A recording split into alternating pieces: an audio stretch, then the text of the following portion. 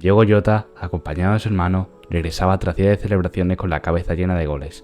Y en ese instante, mientras el Huracán se lanzaba a adelantar a un coche, nadie podría imaginar que en un solo segundo bastaría para torcer toda esa historia. El neumático reventó con un chasquido brutal, como si el destino apretara el gatillo sin compasión. El coche giró de manera salvaje, la velocidad se convirtió en caos, el guardarraíl los atrapó sin remedio, y el impacto encendió un fuego tan rápido que no dejó margen de huida. En apenas unos segundos las llamas devoraron todo. Dos hermanos quedaron atrapados en un infierno de gasolina, metal y humo sin posibilidad de un último aliento, sin tiempo siquiera para un adiós. Pero para que te pongas en contexto de todo esto, el Lamborghini Huracán era un coche que no había pasado ninguna prueba de la Euro NCAP, unas pruebas en las que se ve si el coche es seguro o no. El Lamborghini Huracán no fue probado, y eso hizo que acabara en una tragedia.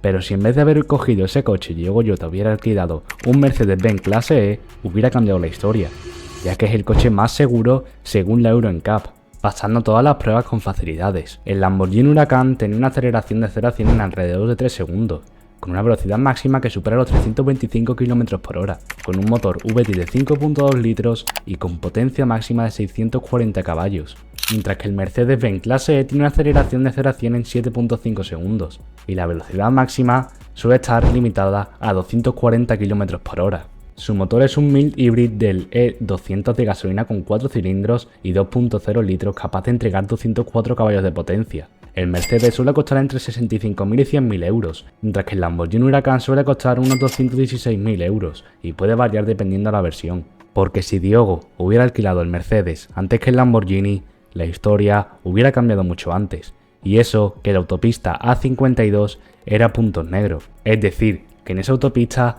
hace menos de un año han habido muchos accidentes.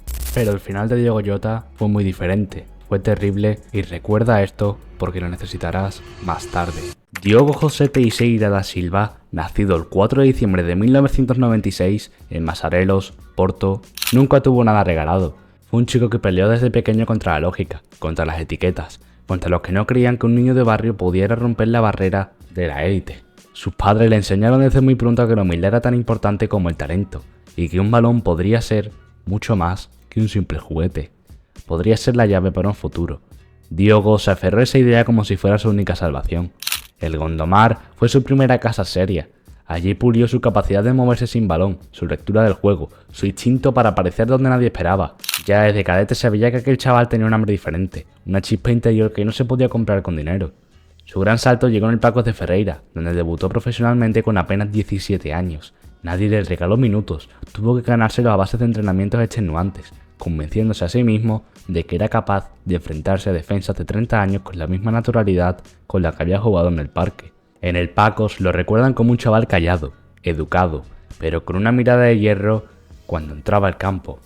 En 2 temporadas marcó 14 goles, se convirtió en un referente ofensivo y puso su nombre en la agenda de los grandes. En 2016 llegó la llamada del Atlético de Madrid, un club con una exigencia brutal, donde el mínimo error cuesta banquillo y donde la presión te aplasta si no sabes respirar profundo. Aunque no tuvo protagonismo real con el Atleti, aquella experiencia le hizo crecer como hombre y como futbolista. Entendió la disciplina táctica, el rigor defensivo y la responsabilidad de ser parte de un vestuario lleno de figuras.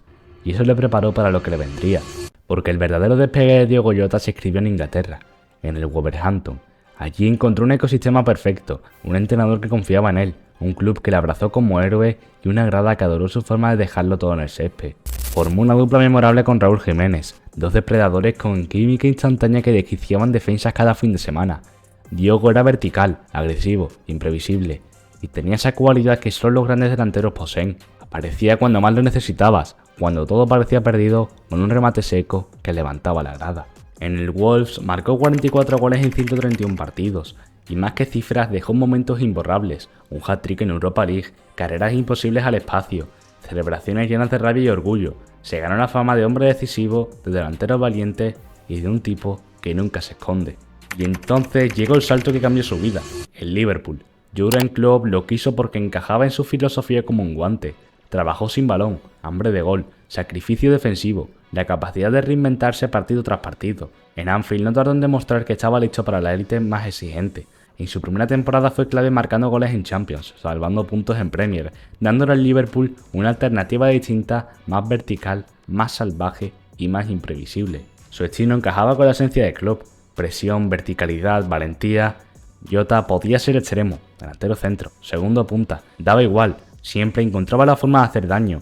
Con el paso de los años, e incluso superando lesiones que amenazaron con cortarle la progresión, supo mantenerse firme y crecer todavía más. En 2025, con el Liverpool, recién campeón de la Premier League, Diogo vivía el mejor momento de su carrera. Goleador, respetado, referente. Su nombre resonaba no solo en Inglaterra, sino en toda Europa. Este mismo año sumó otro logro que pocos pueden presumir: campeón de la Liga de Naciones con Portugal.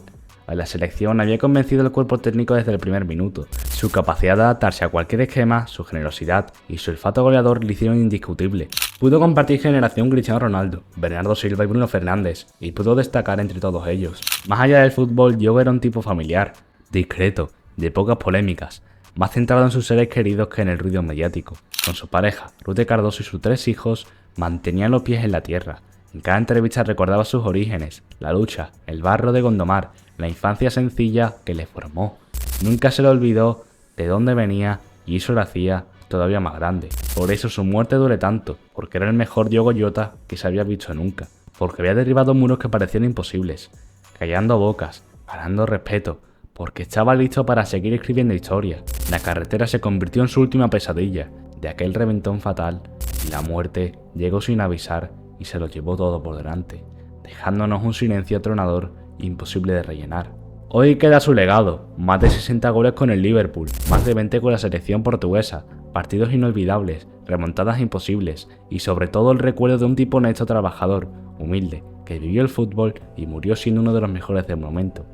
Eso al final es lo que hace que se merezca la pena contar su historia, porque Diogo Jota representa la esencia del deporte: trabajo, resiliencia, humildad y pasión. Para mí era un jugador espectacular, uno de esos delanteros totales que entienden el juego sin palabras, esos que viven con el instinto encendido, que se adaptan a todo y aún así marcan diferencias. Venía de levantar la Premier con un Liverpool campeón y la Liga de Naciones con Portugal, lo que certificaba que estaba en la cumbre. Y es terrible pensar que cuando su carrera parecía abrir la puerta a su mejor etapa, un accidente absurdo acabara con todo de golpe. Pero no hay que recordarlo solo por el modo en que se fue, sino por todo lo que hizo antes de marcharse, por cómo inspiró a miles de niños en Porto y por cómo demostró que la gloria no se regala y que la fama se pisa fuerte para que no te devore. Aunque el fuego de aquel Lamborghini Huracán nos arrebatara su cuerpo, nada podrá borrar la memoria de Diogo Jota, el chico que salió de Masarelos para conquistar el mundo. Su nombre seguirá vivo cada vez que un niño sueñe con un gol imposible, cada vez que un aficionado coree su apellido y cada vez que alguien recuerde que la pasión es la mejor manera de ser eterno. Si te ha gustado el vídeo, recuerda darle like, suscribirte y activar la campanita para no perderte más vídeos como este.